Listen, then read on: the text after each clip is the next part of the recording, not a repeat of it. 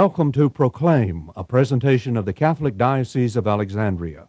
Join us as we journey together through the Scriptures revealed to us by God. Welcome to Proclaim. And so John now tells us this next story, this next sign in the ministry of Jesus. It says, now there was a royal official whose son was ill in Capernaum. Again, it's a city that Jesus will become very familiar with, a nearby city.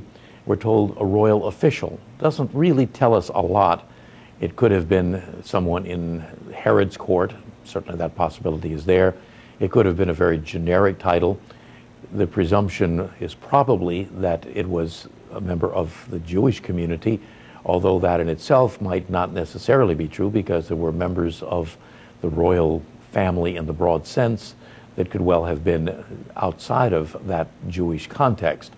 But again, we're told it's someone important, and that's probably the main thing that John wants us to understand.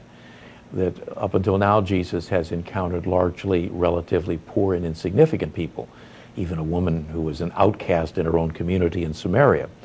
Now Jesus has influence in a very different way.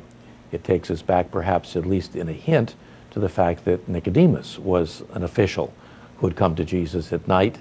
And now we find someone else of prominence coming to Jesus who has a great need. Nicodemus was simply curious, and we're not told whether he ever really evolved into a person of faith.